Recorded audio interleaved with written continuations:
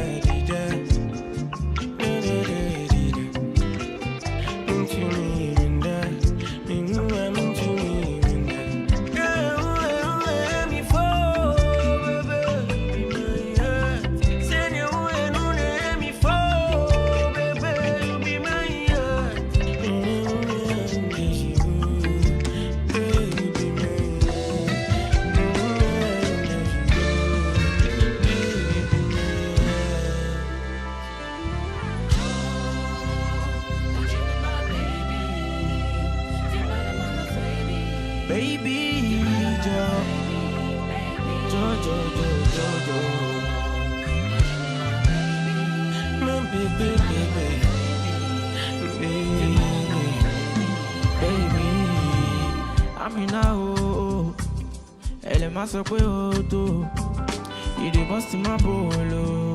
Shawty make you fire go, Kadija oh, she dey different cannibal oh, dangerous animal oh.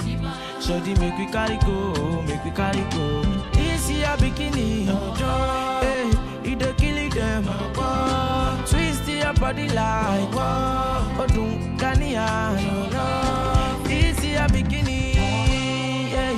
They kill it them, twist your body like Nigeria. Oh, Jimmy, my baby.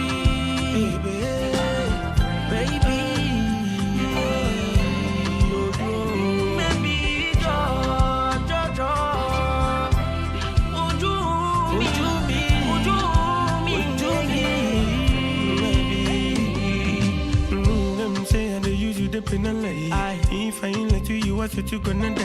Find me home, I know they kiss and tell hello, I want to put in your mama dash you. Girl, I was a killer when I saw you in my eyes. Close them, my mind open in the sky. You cover the light, the darkness with your lies. For me, that be where you say I no feel leave you. Carry down. So mami nene mini wo, buju mami na mini wo. Make it carry go, make it carry go. This your bikini, hey, you the kill it there, twist your body like, Odu Kania.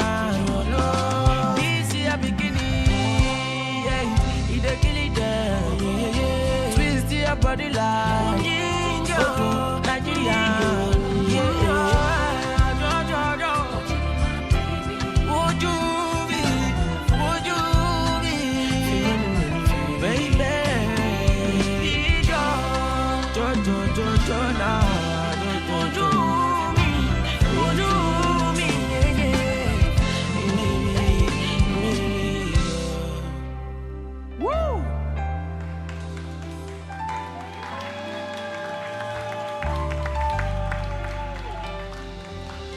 Thank you so much. I go by the name Last Mid, and I'm with my brother, TML. Yeah, we brought out a song called Maria, and we hope you loved it. So we actually bringing you more and more. And this EP is about love. Talk to them, TML. TML vibes and my Ghanaian brother Last Mid. Yeah, we're giving you guys another one. That's the vibe.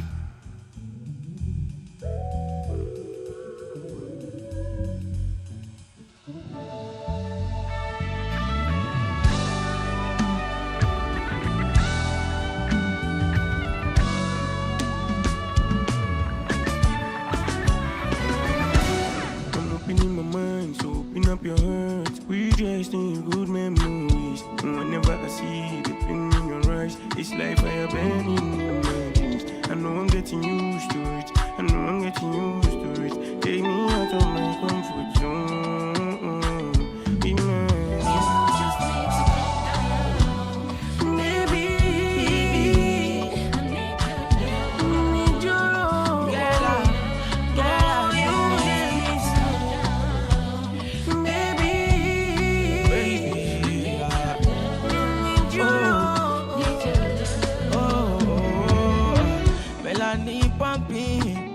Shorty tell me what's poppin'. She said let's keep it low-key. Oh my neck, diamond I'm rocking. Yeah, baby bass mommy. Yeah, my love is for me Jojo. Look at you got about me. Oh dog. Me oh my Superman. Oh my baby, oh my baby. Ah, sorry don't stop oh my baby, my baby. I'm a Superman, my baby, my baby. I shot it don't stop, Joe. You just need to calm down, baby. Baby, I need your love. Need your love. You just need to calm down, baby. Oh, baby, Joe. Need your love. Oh, you just need to.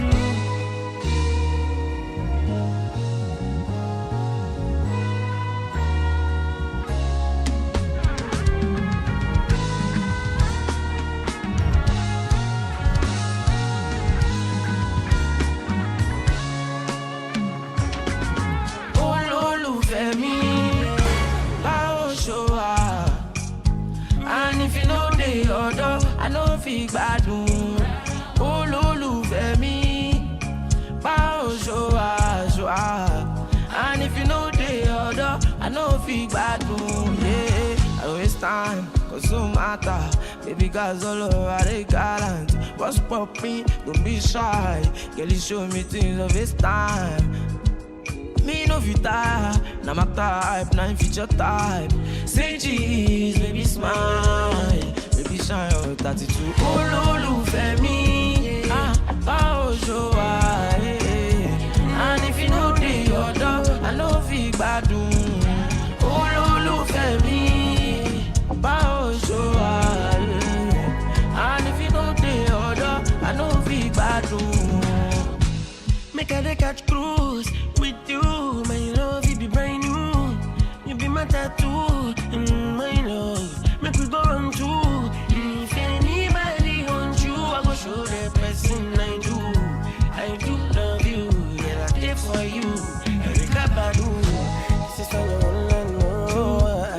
just wanna make you feel alright. Yeah, your big body, the big line, man. Tell you occupy the space for them one say you. Me, I won't put you in my bed. Yeah, she start when you keep back, I want to do. Now could they use my eyes? Oh, no, baby. My own show. And if you know the order, I know feel bad. Oh, no, baby. My own show. And if you know the order, I know feel bad. And me only bad.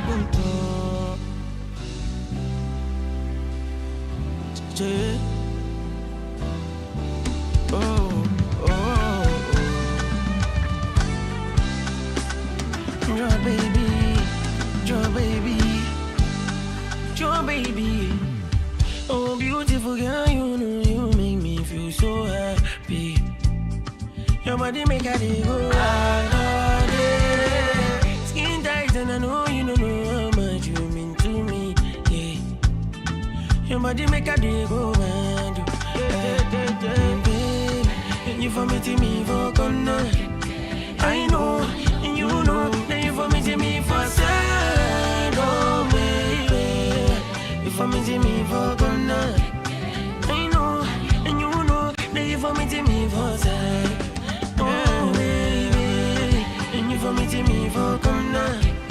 I know, and you know that you for me to me for side, oh baby. Yeah, you for me to me for corner.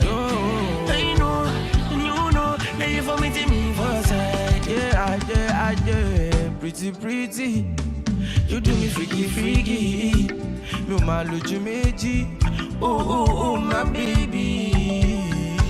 She make a lap your side. What did you last up? She make me star boy loud. I do my lunch. Oh baby shine. You go be shine loud. I try be shine loud. Oh God do my lunch. Yeah, my lunch. I take my lunch. Baby my lunch. Rara. Your baby. And you for me to me for corner.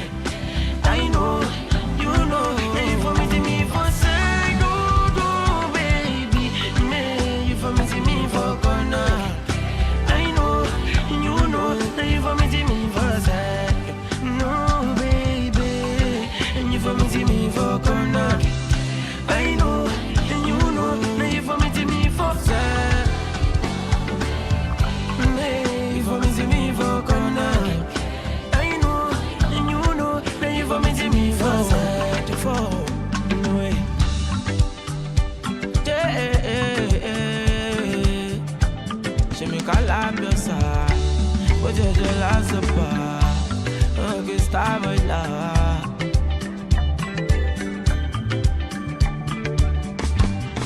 No, baby. And you for me to me for corner. I know, and you know. And you for me to me for side. You for me to me for corner. And I know, and you know, that you for me to me for side. No, baby. And you for me to me for corner. I know, and you know, that you for me to me for side. Hey, you for me to me for corner. I know, and you know, that you for me to me for side. Girl, I know, girl, you know. Girl, I know, you don't know, I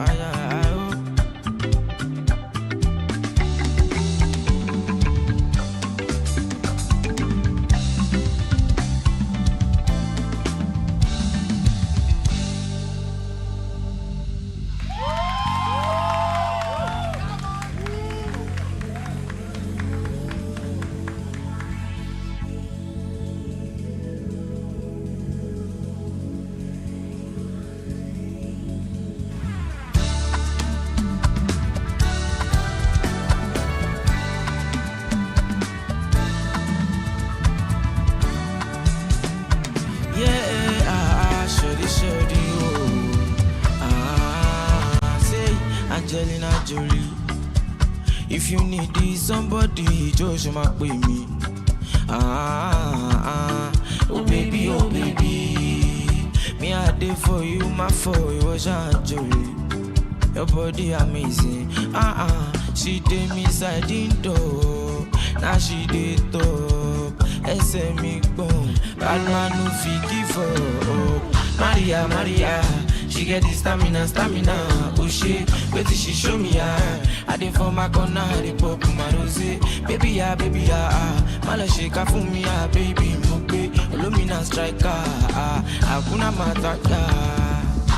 Dance away, baby, monkey, dance away. Kilo Shelly, tell me why you need make a be your loader. 6 years, tell me what you want to say to me, oh my lover. More trouble, I will love you till my life is over. My baby, don't you worry. Whatever you need, I go feed by you. More Thomas, Sissy Rose, sweet, my baby. Sony Azakin, why, say you did for me, my paro. Me don't need pattern. One yara capano. Maria, she get the stamina. Oh shit, wait till she show me I did for my corner, the pop my rose. Baby, Mala shake for me, baby, no play. Illumina striker.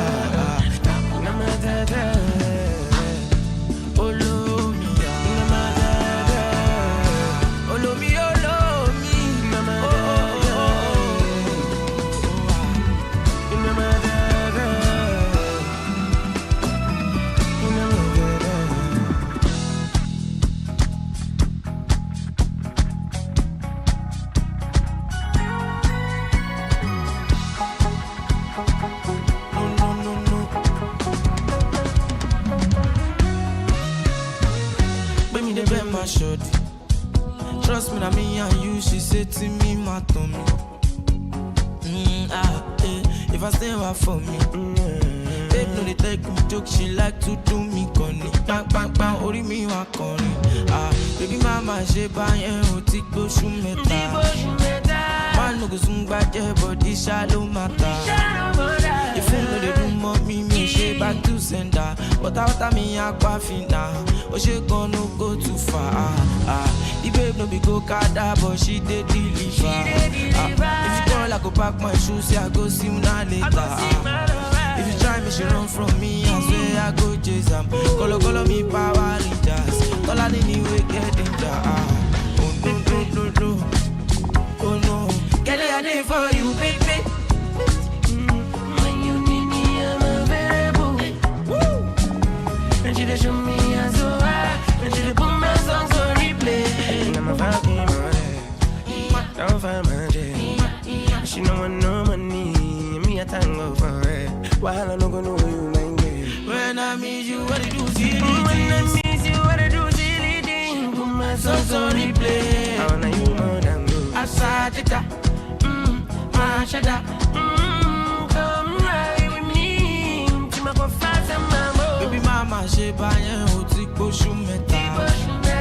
Man no go soon back there, body shallow matter. If you know they do more me, she back to sender. But after me, I quaffing now. But she gonna go too far. The babe no be go kada, but she did deliver. If she call, I go pack my shoes, say I go swim now later. If she try me, she run from me, I swear I go chase am. Got the power rangers, tell her we get danger. Oh no. Oh no, can I live for you, baby? I'm available. And she doesn't show me as so hard. And she dey put my phone for replay.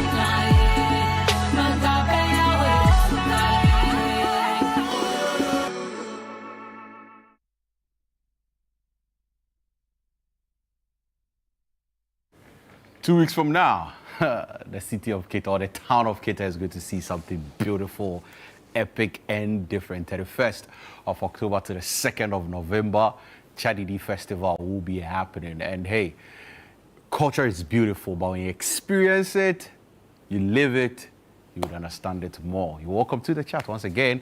Like I said earlier, my name is Ekow Koomson. You can find me on all social media platforms, PK_Koomson. Koomson spelled with a double N. Today we are coming to talk about this festival that you're about to experience. So hey, if you've not, saved up for it yet, you have 2 weeks more to save up for it because it's going to be happening big and large. I have Ian Kwache, who is an art creator, and he is also the brain behind Save the Earth.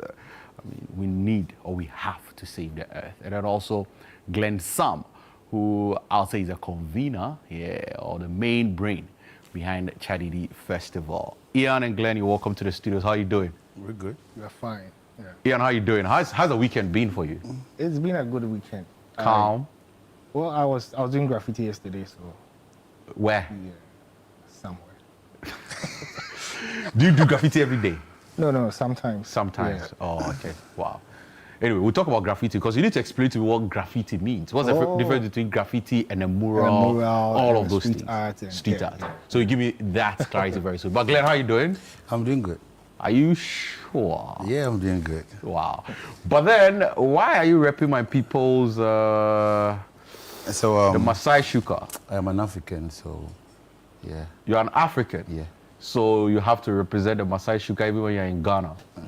It's Why still, not Kente and this? It's to promote in Africa because I have my stuff. I even do Kente too. So. Oh, okay. Yeah. So you have Yeah. the I have Kente. different costumes and all that. Oh, so aside from Kente, Masai Shuka, what else do you do? Just the two. There's the two. Yeah. These are the two cultures that you want to Yeah. represent. Anyway, but I hope your weekend is going well. Yeah, it's good. I'm just preparing, relaxing, waiting for the big day to come. Good. Now, Ian, tell me, I just wanted to know the difference between a graffiti, a mural, and street art. Well, what are the difference? Okay, so I'll say in modern terms right now, all of them, a mural is basically painting on a wall. On a wall. It could be anything, even the children's, the ones they write on the schools, it's also a mural. Oh. Right? But then under a very big umbrella, we have street art, which has all those paintings, nice paintings and all those things under. That's street art, anything that goes on a wall. And graffiti is quite specific because that one comes with rebellion. It comes with a lot of things, So back in the day, you'd realize it's closer, it has a close affinity to hip hop. Oh, You know, okay. those things they write on trains. Yeah. Those, you have so many big letters and some character. That's basically graffiti. Graffiti. But then the evolution of graffiti itself has made it, number one, not illegal anymore, and you could just escape from doing some things and make it look like that. So maybe I'll say people use all the three interchangeably. Right now, yeah. But then we still have what I do mostly is graffiti. Graffiti. I don't do murals. I don't do street art. Oh, okay. Yeah. So is graffiti what you have like the spray can? The spray Yeah, cans yeah. and then you do. Exactly. Oh, yeah, man. I really want to experience that because sometimes I'm like, what if you spray and then you spray too much? You spot it, right? Yeah, you spot it. But then you know how to do it if you're a graffiti artist. if you're graffiti. It starts with writing, which is tax.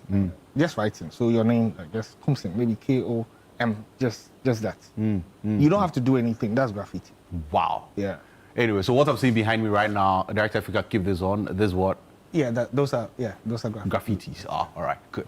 But tell me, who is an art creator? Because you describe yourself as a creator. Yeah. So who is an art creator? So an art creator basically is someone who does art exhibitions, art writings in academia and other things like that. Right? So a creator can put together body of works and explain it or make it in normal terms like maybe organization of a show or a program or anything like that. Okay. Yeah. Okay. And how long have you been doing this? For 15 years. 15 Yeah, years. for 15 wow. years.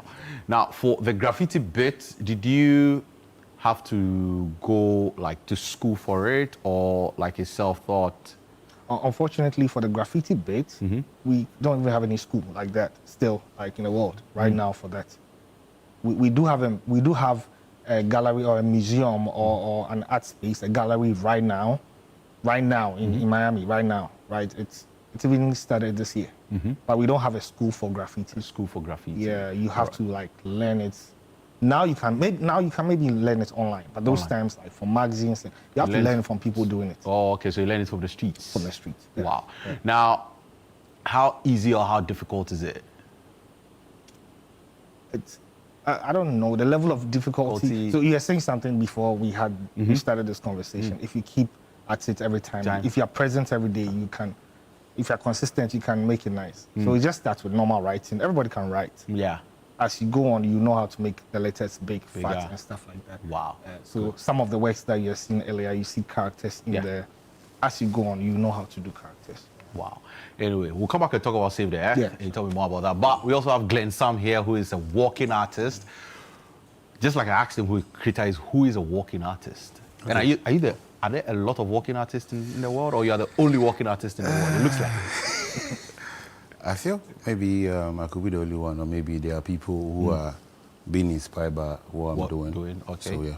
Wow. Now, who is a walking artist? So a walking artist is a performer or an artist who use his body, costumes, and props to create a masterpiece.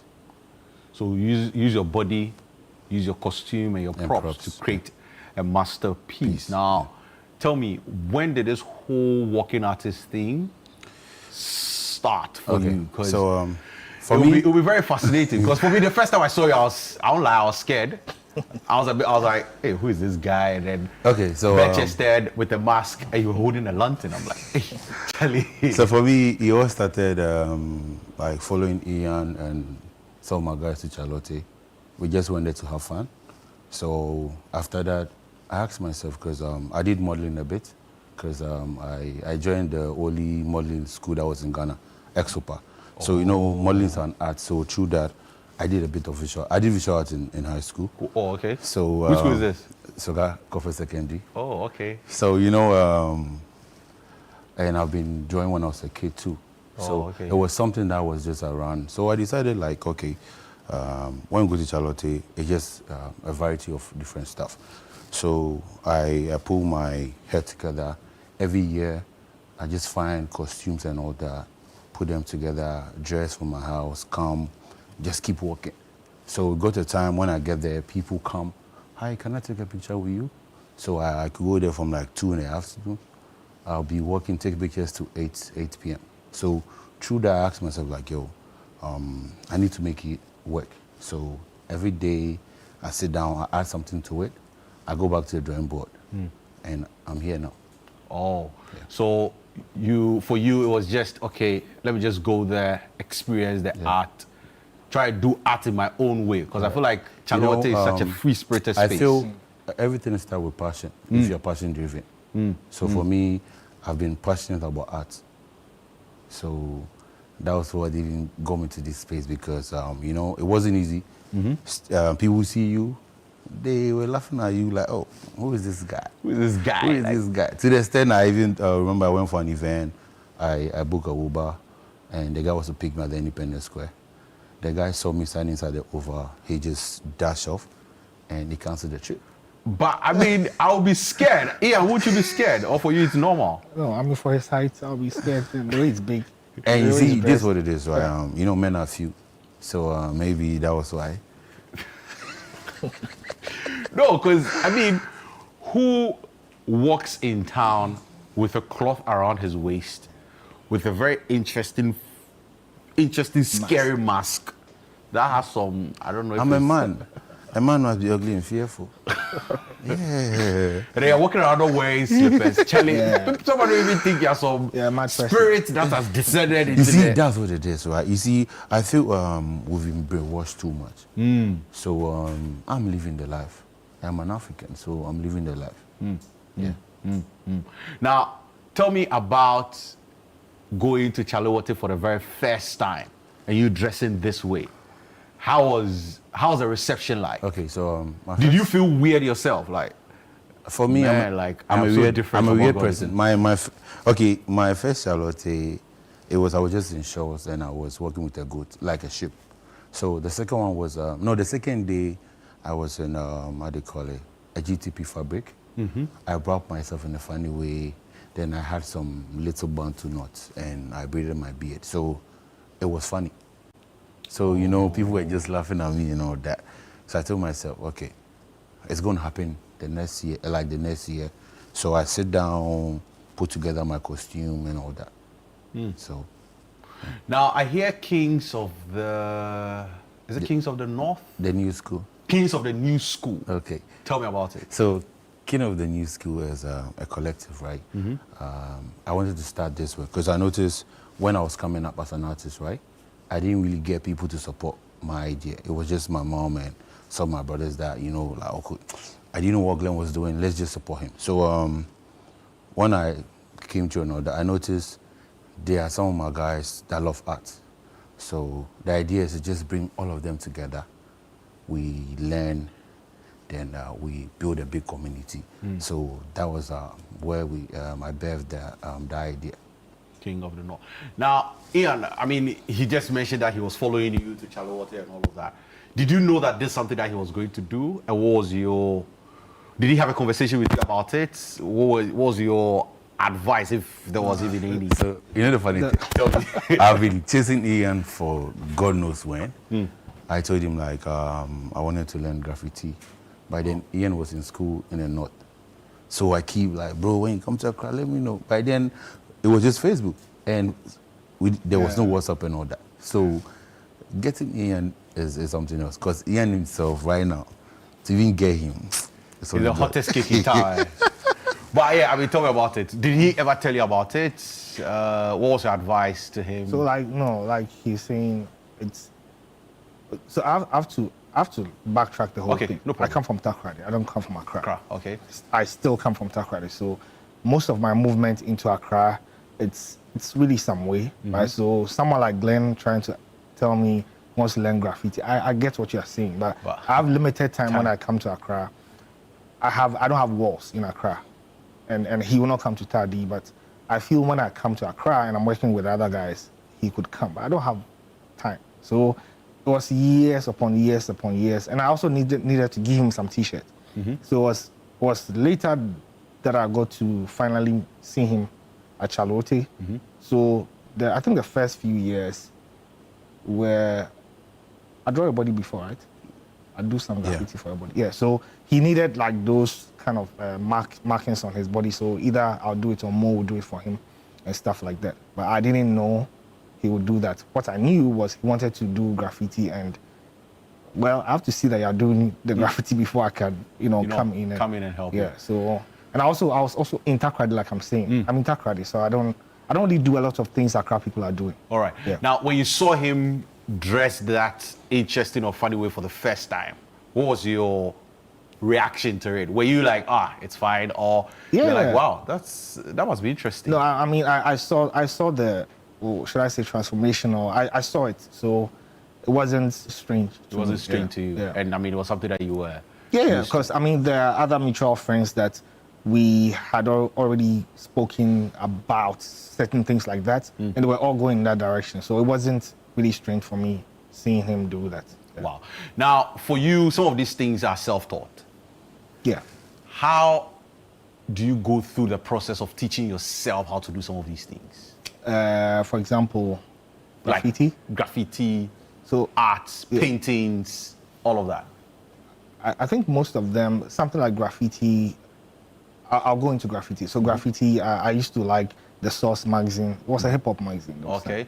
Source Vibe, those kind of magazines. So, but you didn't study visual arts? No, I didn't study visual arts. Wow. Yeah, okay. So, that's very interesting. Yeah, so you see, this is the issue. I wanted to do art, but then for me to do art like the visual art students do, I have to do visual art, right? And if I follow their path, I'll be the weakest in the room.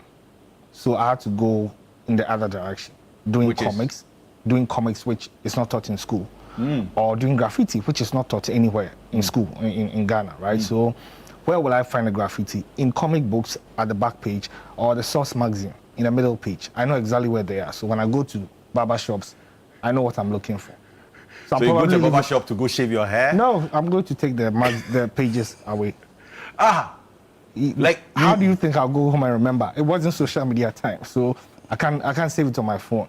I need the thing before I can draw it. No, so wait. You go to a barber shop. You find a magazine there. I know exactly the magazine I'm looking for. Yeah. I know the pages they are in, so I'm ripping it out. You don't need it. I need it. And what do are they aware that you're They ripping are it not out? aware. I'm just ripping it out and I'm going. I'm taking a page of your whole. It's the way you're saying it. You're taking a page of my whole magazine, but Yeah. the magazine is there for a reason. Yeah, I understand. But then we are enjoying the whole magazine pages. Like Yeah. 90 pages. I don't know the pages, but I'm just taking one page, right? So, I mean, that's how. So I had to study those things over and over again. We have different styles. Like, I didn't even know the names. Okay, this is consistent. So if I'm doing it, this is how I'll do it. Oh, we have the easy ones. That's what I thought. So I'll start with the easy ones. yeah. And the big ones, I'll do it in the book. The easy ones, they go on the wall. The big ones in the book. Oh, so I've seen even with the graffiti, you started from a book before it transferred it onto a wall. No, the easy ones I call, the easy ones I'm calling are actually the tags. That's how graffiti starts. Okay. Yeah, so the tags should go on the wall. The throw-ups should go on a book. On a book. Yeah, and the pieces should definitely end up on the wall. Wow. So when you were ripping the page and then the barber guy sees you ripping the page, what No, I'm happens? doing it small. How will you see? Small and wait, small. Until the page comes out, I'll slide it. You slide and put it to a fold Under it. the book. Oh, so you go with the book. No. I'll just slide it under the book, fold it like money, put it in my pocket, I'll go. It was simple. It was simple because I was. But anyway, I returned some of the pages because I don't need them anymore. Yeah. Yeah. There wasn't a way to document what you have. Like right now, what would you have done? I'll just take a picture. Yeah. Screenshots of the thing and that's it. But we didn't have those kind of things. Yeah. Wow. And this how many years ago are we talking about? Maybe 2002. 2000. Yeah, that was a long time ago. That was like 23 years ago. Yeah. Wow. The sacrifice on I the was a price. kid, like when Jay says, I was a Yeah, kid. I mean, but all I'm trying to say is the price somebody has to pay to learn something and Yeah, be good at it yeah. and become like, Yeah. I mean, best at what they do. Yeah. So that's very, very interesting. Now, Glenn, let's come to like the working artist experience, Okay. right? What would you say has been the most challenging working experience for you? Okay, so for me, it will be when I went for the Luton Carnival recently. That was 26th May. 26th May. Yeah. Where? The UK. In the UK. Yeah. Okay, so what happened there? The weather was cold. I mean, yeah, we. Very cold. Yeah. And I was wrapping my kente. Bare-chested. Huh? Bare-chested. Uh-huh. Barefooted. Just my max. And my kente. Like, it was an experience because I had to work for like 2 hours. And I told myself I didn't come here to play because I have to leave a mark. And what I did always prompt, like, it makes me know that there were small things I want to do. So I was telling myself next year, the whole Chadidi crew will just do festivals outside Ghana because, like, we need to leave our imprint everywhere we go. Wow. So you're looking at doing festivals out of Ghana Yeah, with like the Chadidi crew. Going to lots of the festivals we can just see. How does that sound? Walking bare-chested in the cold. I wouldn't do that. So. See, it was cold. Yeah. See, I could feel Yeah, you like get frostbite and my those kind of leg things, was yeah. like my foot was shaking, right? But then I told myself, I'm here. No one knows me, so I should do what I came here to do. So I was just in my marks and I was just smiling. Oh, I didn't come to the UK to play. I need to tell myself I'm going to come here over and over again. Wow. And the next time I'm going to come, it's going to be very huge. Wow. Now, how's the reception like when you landed in the UK and then you were walking bare-chested? Were people shocked? Because to see, that "Oh, was this guy must be crazy. That was my second time in the UK, right? Last year, November-ish, I went there and I did a content where I was walking barefooted too. So I told myself, like, I have to do it. So it was an experience for me, man. Because people were just looking at me, who is this guy? And they couldn't see me. Like, they could see me, right? But they didn't know I was seeing them through the max. So I was just there looking at their face and all that. Some were so happy because they are not used to that. Yeah, they've not seen Seeing this. a big black man, bare-chested, with color on himself, walking barefooted. Were you holding your lantern? I didn't take my lantern that day. Wow. What's the significance of the lantern, by the way? I'm a traveler. Oh, So when I get somewhere and it's late, I don't need to struggle for lights. I just pop my lantern and that's it. Wow. So there's a reason behind it. I mean, for some of us, we say it's like, oh, it's nice, it looks cool, but there's a whole story behind it. Yeah. But what would you say has been the most fulfilling work you've ever had in your life?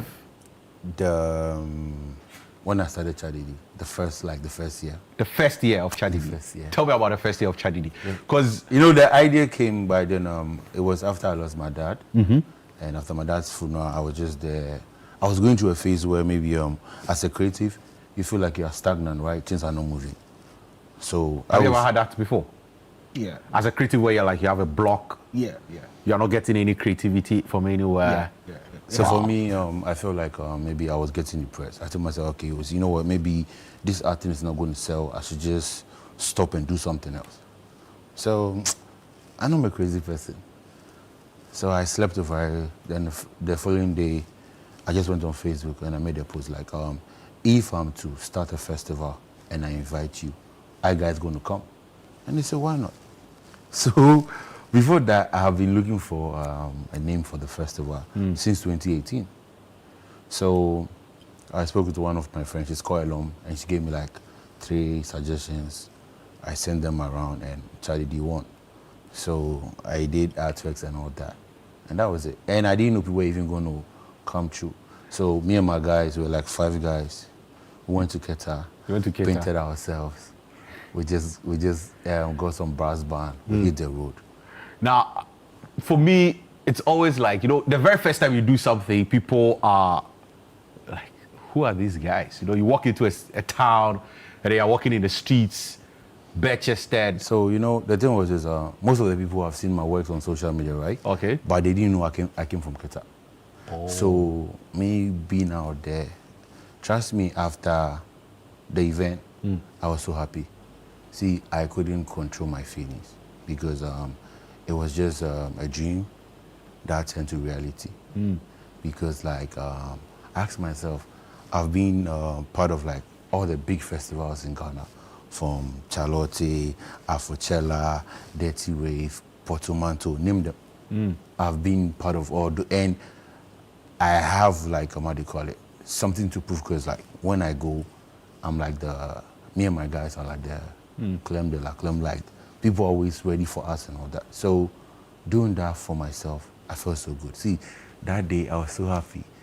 I just told myself, I wish my mom and dad could have seen this beautiful day to see them, because my mom was one of the few people that really supported me because she didn't know what I was doing.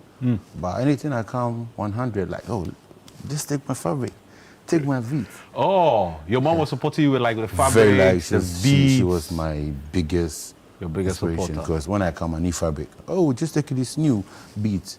So I was so happy. I said, I wish my mom was here to see this beautiful day, because see, people came and they loved the idea. I told myself, it's something I'm going to do. And me, I'm the type I always want to look beyond the walls, right? So I told myself, we're going to tour the world with this. Wow. Yeah. Wow. That's the vision. Yeah. To tour the world with Chadidi. Yeah. Now, how was the experience for you the very first time you got to join Chadidi? I mean, because you joined it the second year. Yeah. All right. So now after the first year, you joined it the second year, been to Keta, all of that. How was the experience for you? I mean, it was a fresh experience because that's a different place. That's a different location altogether. Obviously, they have different culture, different things that they do there. And we put in artworks there, seeing what is happening there, even in the smallest bit, as you could see, it was quite refreshing, and it was new. It was brand new for me because I've seen different kinds of festivals. I've been to different places that they do things in a different way, but this is a different place. Even meeting people talking in a different way that you don't really understand. They do things in a different way. They eat different things. All those things were part of it. Right? So for me, it was quite refreshing and was fresh for me. Wow. Yeah. Now, does the culture of the people influence your idea for what to put on their walls? Does it? Yeah, definitely it does. It does, right? So you are in a space, two things. So when it comes to identity, you are in a space. Are you giving yourself out, or you are helping the people give themselves out, right? And we are in a space. If I came to your house and then I wrote something that you don't understand, you'd probably be angry at me, especially when I write something that you hate. Yeah, so I should make sure what I'm writing is very friendly to you. So we being there, we are thinking about the culture of the people there. So at the barest minimum, one of the things that I remember doing was we wrote Wazo, a big Wazo, which is welcome to the place. We could have written welcome. I could have written anything I wanted, right? But then that's one thing that we should think about, and that's the entrance. So people will see that, and that's the language of the people. At least that's one of the things that we used. Wow, good. Now, this year, Chadidi, what should people expect? I mean, we're in the 4th year, Yeah, right? so, you know, Chadidi complements the Ogbechucho experience. Ogbechucho experience, So, okay. Ogbechucho is like more of like the culture bit, and Chadidi is like the arts and culture. So, I'm telling people, maybe they've been to a lot of festivals, right? But if you've not experienced the Chadidi, you have to come and experience it, because there's going to be a lot of art installations, and you've done quite a number of art installations. yeah. Actually. So we are doing, like, we are building in a community. So we want you to come be part of it. There's going to be brushes, rulers, and all that. So if we are doing the graffitis and all that, when you come, Ian and the rest will teach you, so that you can also be part of it. So that you say, okay, I went for this festival. I was part of it. Yeah, I painted this. Because we are building a community. So building a community is not just about me, not just about Ian. It's about everybody. So when we come together, it's going to be something big. Wow. Now, talk about some of the installations that you've done. I mean, some of the places that you've worked, So, organizations you've worked for. My first time outside the country was Nigeria, when I was signed to Jägermeister. Okay. I went there to do some installation out there, and it was a nice experience. I've done installations at Charlotte, Afocella, Dirty Wave. A lot of them you forgot, like Portumantu and all that. Wow. How fulfilling is it when you do it and then you see people like trooping in? See, for getting me, to see what you're doing. I have a way I celebrate my wins, right? Because I'm always thinking about, like, the big picture, right? So imagine when I go to Charlotte, like Afocella, and people come, hi, can I take a picture with you? And then afterwards, I see my works making it to maybe Forbes magazine, BBC, and all that. I just feel good, guys. I don't want to say, okay, we just started. Tomorrow will be a better day. Let's keep going. Wow. Yeah. Wow. Now, I mean, what should people expect this year at Chadidi Festival from your perspective? Because you'll be doing a lot more graffitis this year as well. A lot more paintings will be happening this year. What should people expect? Okay, so generally, maybe I'll walk you through the lineup. Right? So generally, from the first day to the last day, what we are going to do is, so we have the Imposters Art Collective in collaboration with the whole Chadidi group, trying to do paintings. So Imposters Art Collective are who? That's you. Yeah, Glenn is also part. Like, it's different, but then we have partnered to do paintings at 20 hospitals in the country. Okay. Which, because we are now in Keta, we will be doing the Keta Hospital. Oh, yes. okay. So that'll be the first day, which is a Friday. So we'll finish that one, then we'll hop onto where the fort is. We, in the whole conversation, we are failing to mention the fort. The fort there is also one of the UNESCO heritage sites. Right? So, and what we are doing is very close to it, so we are trying to keep the integrity of the fort. So that's where people will be coming to. So in the enclave and around the fort, we'll be doing a lot of street art there. I wouldn't say graffiti, street art there, around that side. That's the next day. And the same next day is when Glenn will have the procession. No, we took off like that. There's going to be a bonfire night. Okay. Yeah, That's the first day, a Friday. right? That's the first That's a Friday, okay. And Yeah. there's going to be a culture performance that evening. I And love it, storytelling, because I feel there's a lot of stories people don't know about Keta. So we've got some of the old folks that will come on board to come and tell people their stories. For me, I was fortunate. Are they telling us the stories in the Voltairean language or in some will English? speak a word, some will speak English. Okay. Because so that people can get to understand it. Yeah. So that would happen On the first Friday. day. Yeah. the Friday. After the whole painting is in the morning, and the bonfire and everything else is in the evening. Then we go to the next day where we'll be doing the graffiti, and then the Chadidi art procession, where Glenn will lead the people from the radio station, Jubilee Radio, right to the fort area. Okay. Yeah.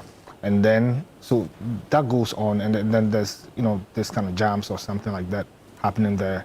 And after that, the next day, we are going to have the experience, the Zanu experience with where food. there's going to be food. And the twist about it, you'll be part of the preparation. Oh, and to say You're part can of it, come yeah. in, All right. So when is this happening? Where in Keta is this happening? It's just happening around where the fort The is. same the fort, Prison yeah. Stein. Oh, Fort Yeah. what? Prison Stein. Prison Stein. Yeah. All right. Thank you very much. That's 31st of October To the 2nd second. Yes. of November. We are going to have such a good time. It's a whole weekend. Yeah. Yes. Charlie. So it's a proper weekend away from You know, Accra. Gbetutus is also happening, so I think you don't want to miss it. Wow. Yeah. Good. But quickly before we go, tell me about Save the Earth. What are you doing with Save the Earth? So, Why Save the Earth? Yeah, Save Earth is actually the campaign to forward think about how conscious we should be about the environment. So I'll start from the least. We should not throw things away. Like sanitation should be our priority. Saving the habitats of animals and the fauna and flora, everything. The biodiversity should be cool. So in almost all the arts I'm doing, I'm trying to propagate the fact that we should all try and save the earth. We should be conscious about everything that's happening. Wow. It's climate change, like there's global warming, there's deforestation, all these things are happening. So we should know what to do, and we should help ourselves. If you save the earth, you save you.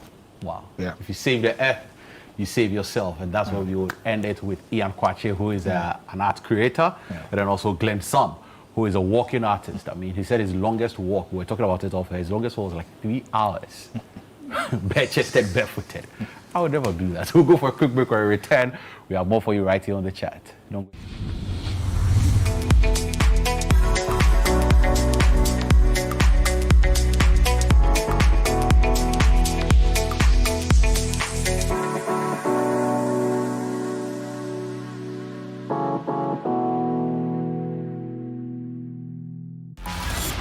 Love the Premier League?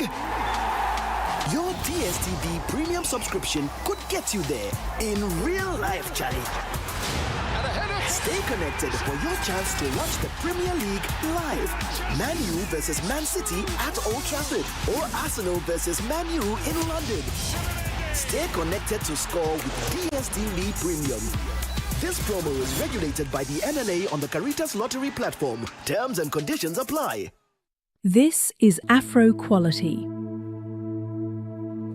It's not just a store. It's a new way to think about African retail. For centuries, Africa's artisans have created. But too often, their reach stopped at the border. Today, it is easier to bring goods from anywhere in the world and sell them in Africa than it is to make something in one African country and sell it in another. Afro-Quality exists to change that. We are a retailer dedicated to African brands. A platform where makers scale beyond their home country. A bridge connecting cultures, markets, and communities across Africa. And behind it all, technology. Efficient, modern, seamless. Afro-Quality is built to carry African creativity further with the speed and clarity of today's digital world. Africa is the youngest continent in the world, but youth is not an advantage without jobs. Jobs come when makers can sell, when industries can scale, when creativity is turned into commerce. Afro-quality is how we create those jobs, with a network of retail stores in different countries for African brands, making it easier for customers to buy African and turning every purchase into an act of progress. This is not just retail, it is system change. It is possibility turned into reality. This is Afro-quality. Good evening and welcome to the greatest show on earth. This is a people's game. They will be bubbling about this one for weeks and months to come. Let's go!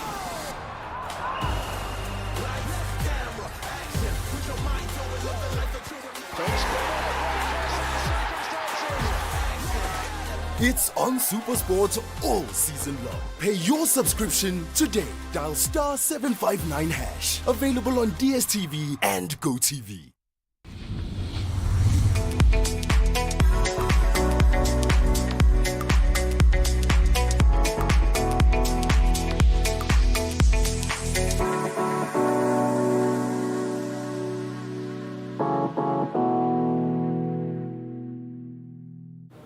You're welcome back to the chat right here on Channel 1 TV with me, Ekow Koomson. You can find me on all social media platforms at PK_Koomson. Koomson is spelled with a double N. The chat is a show we talk about everything entertainment. Just gone by, we had Ian and Glenn Sam, who are, with the Chadidi Festival that will be happening in Keita. That's 31st of October to the 2nd of November. Make it a point to be there. It's going to be such a good weekend getaway for you.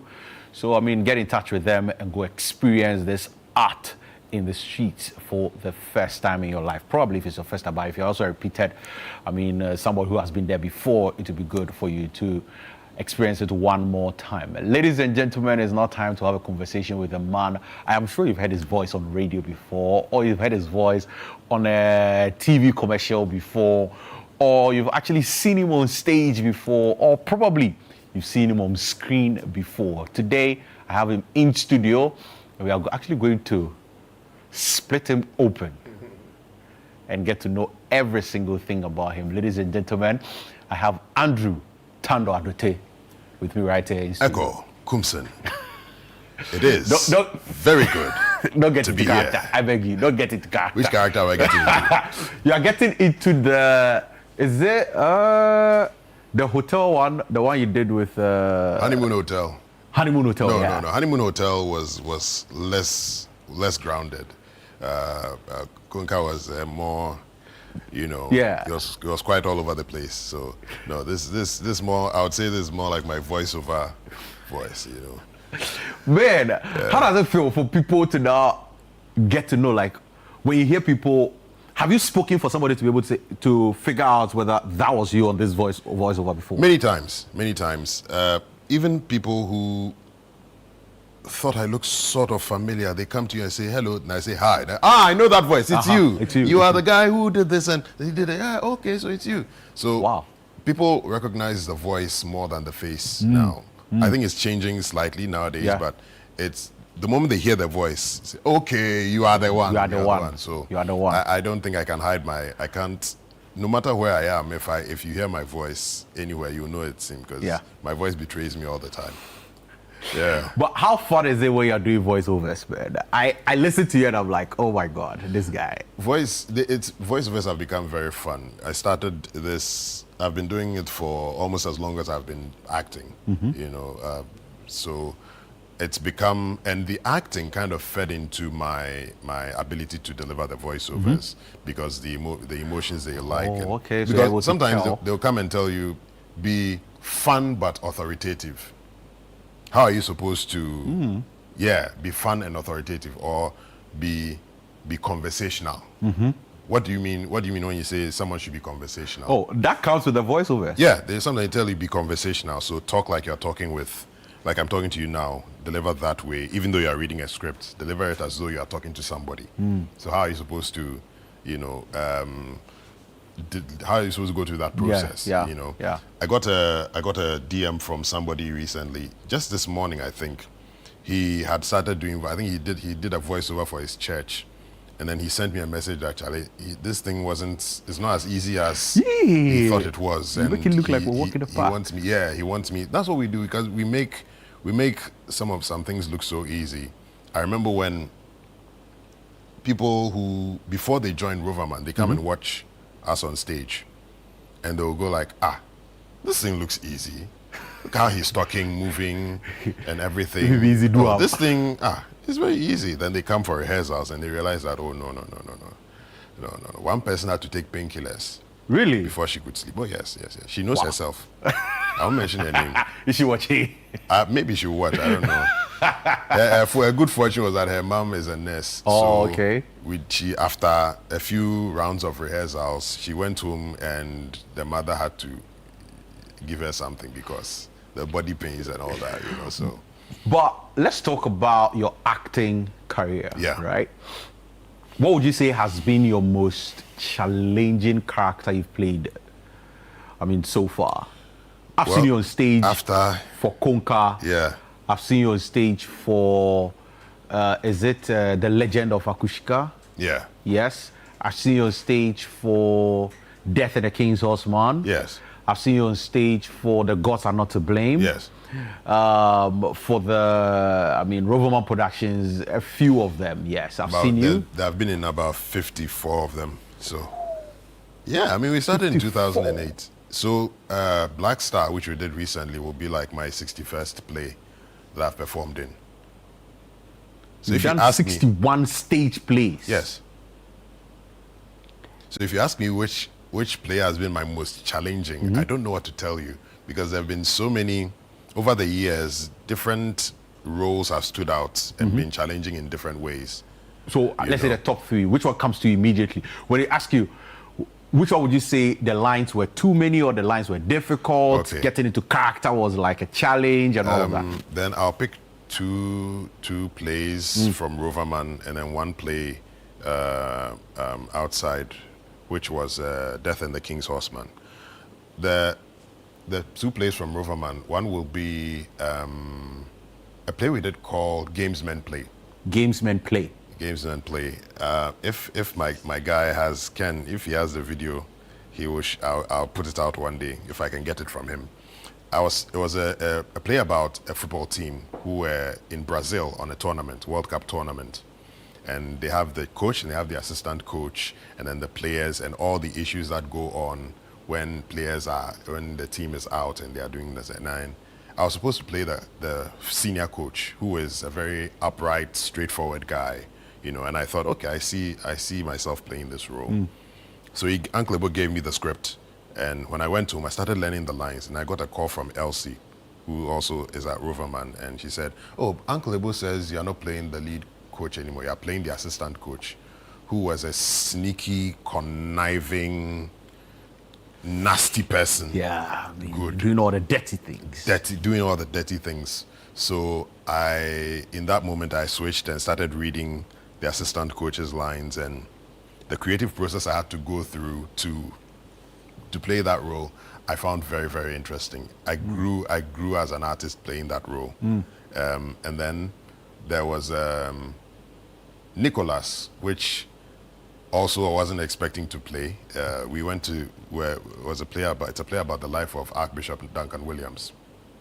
Yeah. So we went to see him and everything, and as I was going, I wasn't expecting to play because I looked nothing like him. Absolutely nothing like him. Yeah. So we're there, and Uncle Ebo said, Andrew, I want you to play the Archbishop. I said, what? He said, yeah, I want you to play the Archbishop. I said, okay. So I had gotten to the point where, at that point, I knew if he tells me to do something, I can trust that he knows I can do it. Yeah. So that gives me the confidence to put my all into it. And I think Amakia Bebrese said, she came to watch the play and she said, they didn't see me on stage.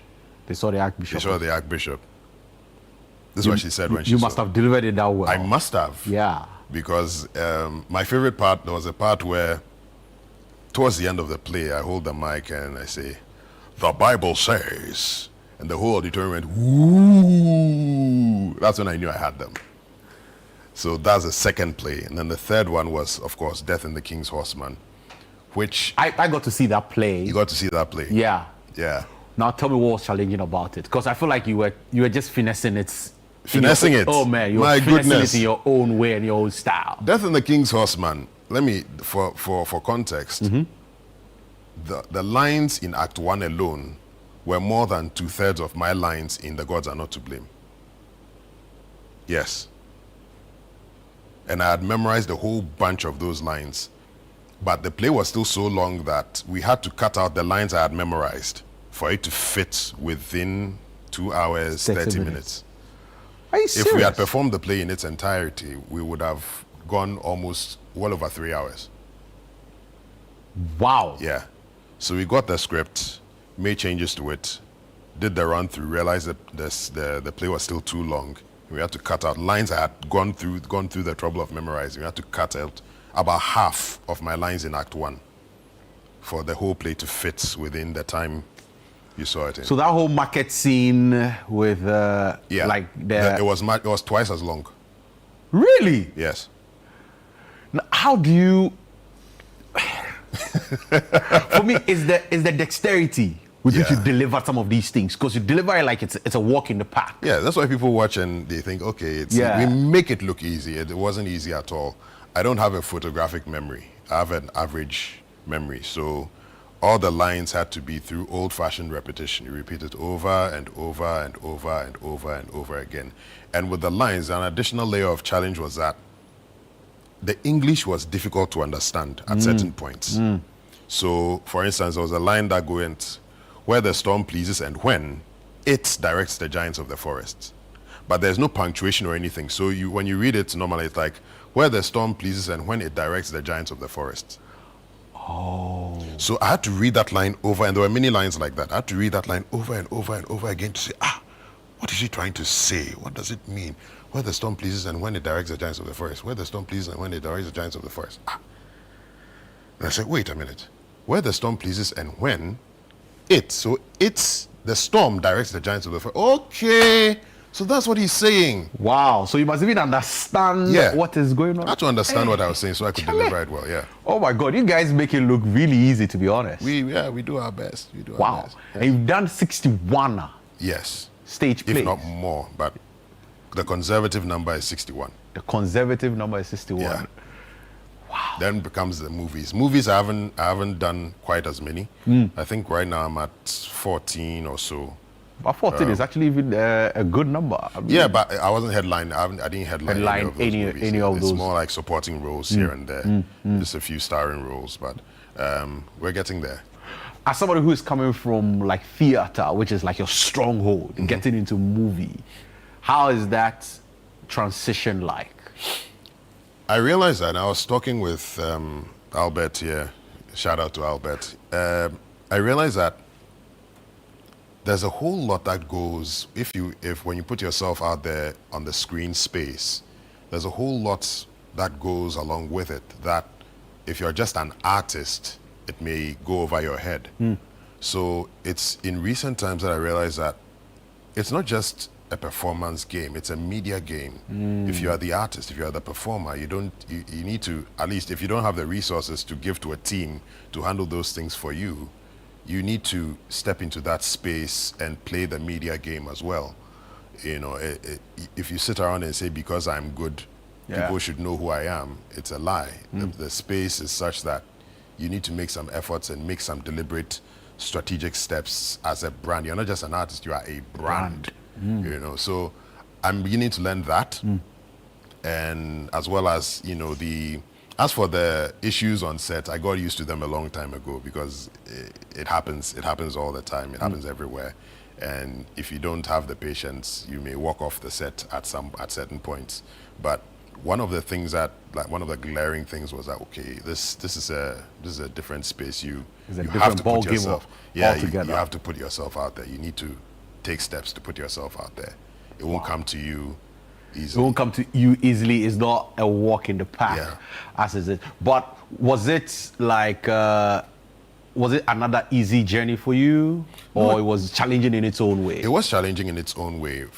When we go technically, you know, stage performers, we are supposed to give a larger than life performance, so that if you are the last person sitting in the last row, they can see what you are doing. Even if they can't see your face clearly, they can feel the energy and everything. And there's a baseline level of energy that you need to produce on stage that is not necessary on screen. You know, screen, you can be intimate, you can whisper, you can look into the camera will zoom into your eye to see all that. Those technicalities you don't have on stage, yes. so you must know how to balance. Yes, so I had to learn to compress all my energy into, you know, recently I did an audition, and I still audition?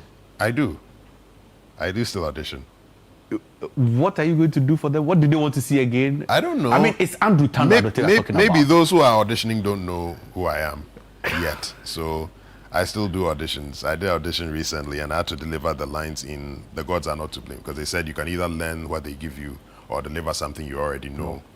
And I remember standing in front of the camera and consciously toning down everything about myself, energy-wise, to deliver the opening line, not the opening line, but when Odewale is addressing the village people. I don't know if you are familiar with The Gods Are Not to Blame. My people, children of our fathers, sickness is like rain. Does the rain fall on one roof alone? You know? No. You're like going, my people, children of our fathers, blah, blah, blah. But I had to tone it and go, my people, children of our fathers.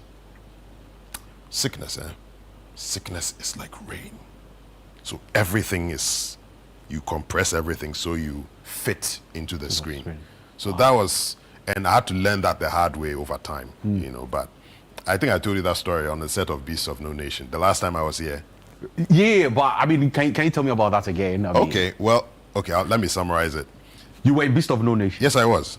I played the Nigerian second lieutenant they were trying to sell their TV to. Oh. Yeah. So I'm on set. This is one of my early experiences on screen. On screen. So, and it's a Hollywood production. So the camera is there, blah, blah, blah. I know what I'm about to do. I'm feeling good. Action. All I was supposed to say is, Uche, bring the food, come. They bring the TV. I say, what am I supposed to do with this? Then they tell me blah, blah, blah, blah, blah. And I call one of them, I say, Uche, bring the food, some come give the pickings. That was my line. That was like your line the entire movie? Yeah. Okay. That was the entire movie. So they bring the TV, I talk, and the director goes, cut. And he comes to me and goes, okay, Andrew, you've got a really big voice, okay, but I'm going to need you to tone it down a little bit, because the mic is right here. See that mic? It's right here. So just calm it down. I said, oh, sorry. Okay, Sorry. So they Take two. Still. Action. They come, I open my mouth, I talk, cut. And he comes to me again and said, it's still too much. I'll need you to, tone it down. This happened one more time before I got it. So you had to go through the same thing like 3 times? Yeah, he had to come to me 3 times to tell me to calm down. And relax and tone down the energy. So it's not as easy as people think. Like, you're on stage, you get on screen. It's like because it becomes muscle memory. The way you deliver lines becomes a part of you. So if you don't make the conscious effort to, when you're on screen, to bring it down, anybody can tell who is a stage actor on screen if you don't learn to manage the energy. Wow. I can watch and go, this guy is a stage actor. Wow. Because it's like, what are you doing? Really? That kind of thing. They kind of oversell the emotion. So you can tell. Now, recently you got like a big one that we are here to also talk about. Yeah. I think it's such an honor to be recognized with a nomination in the Emmys. Man. How was the feeling when you had the email? When I got the email, I was, I won't lie. There have been times when, you wonder if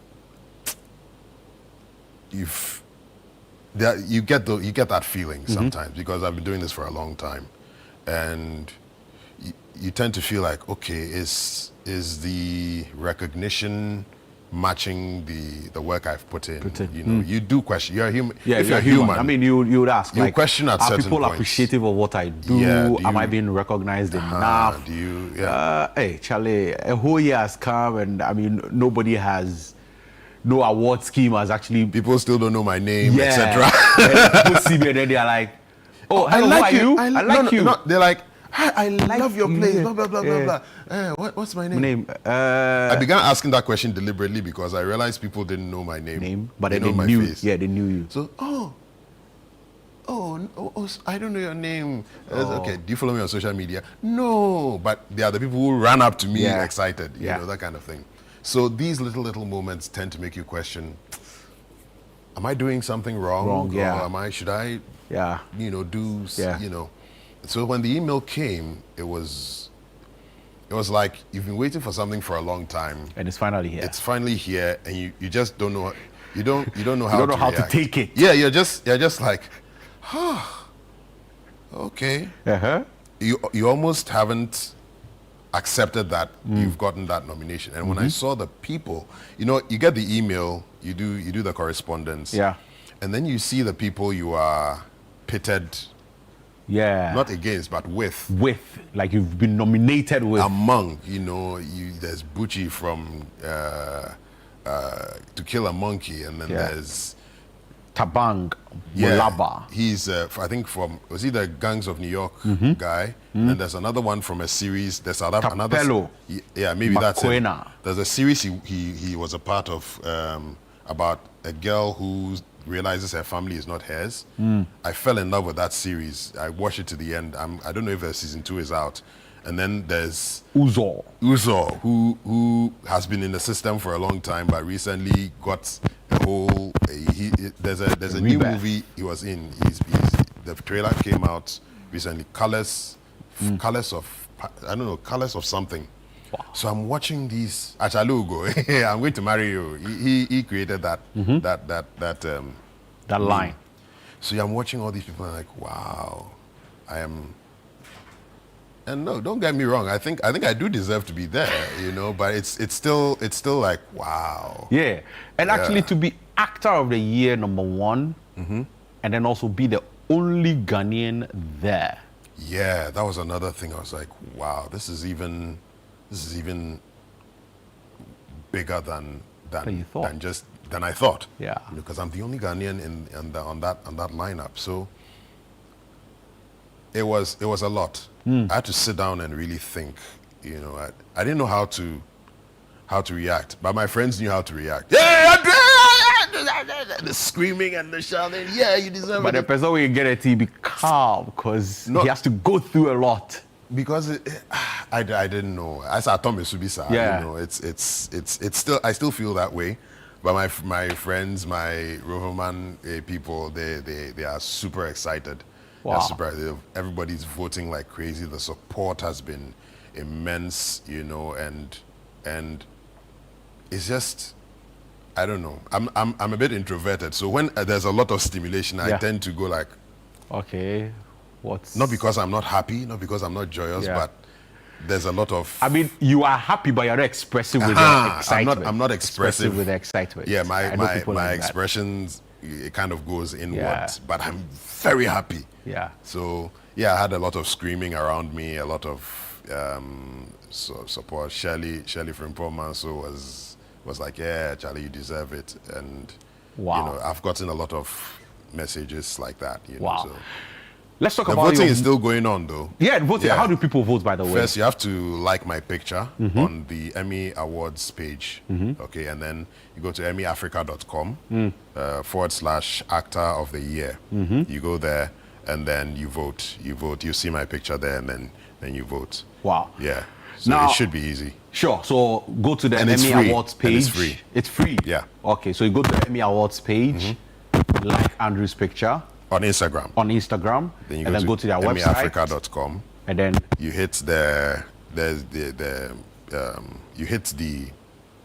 if it's on the website, it's a big this thing. You just hit the white writings or whatever. You just hit that space. It opens up to Actor of the Year. Then you pick Actor of the Year. My name there. You vote. All right.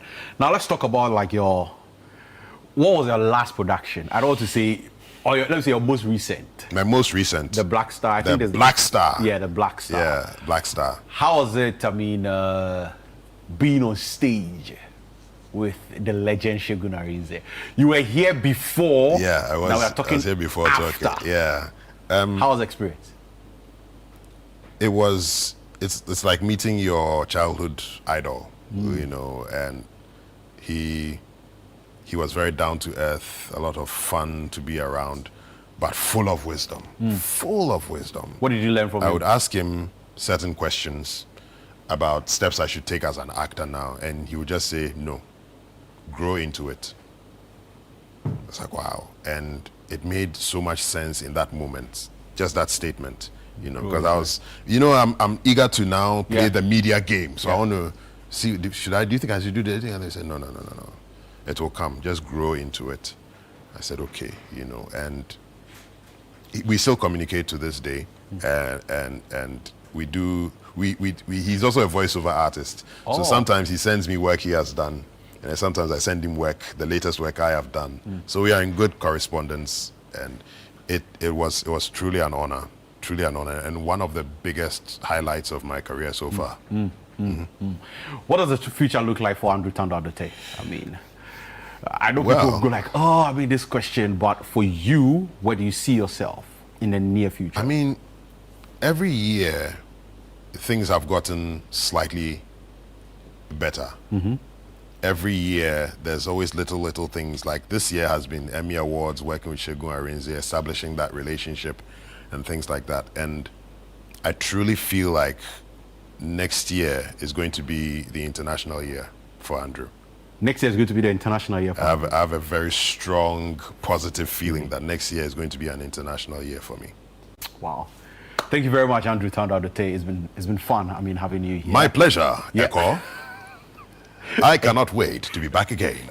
No problem at all. Make sure you visit the Emmy Awards page on Instagram, vote for him, click on his picture, like it, and then go to the Emmy Awards website, and then there to look for Actor of the Year. Spot his name, Andrew Tando Adote. He's the only Ghanaian for Actor of the Year for the Emmy Awards. That's such a big one. This one, it doesn't have to go anywhere. We must keep it in Ghana. That's right. And keep it home. It's been fun. It's been nice having you as my audience for today's episode of The Chat. My name is Ekow Koomson. You can find me on all social media platforms at PK_Koomson, Koomson spelled with a double N. Have a wonderful weekend, and we're out.